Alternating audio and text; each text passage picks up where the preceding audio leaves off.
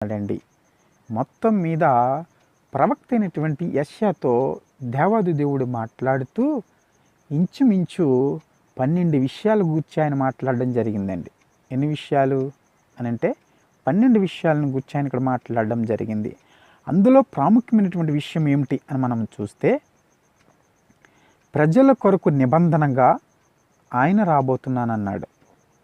ప్రజల కొరకు నిబంధనగా రాబోతున్నానన్నాడు.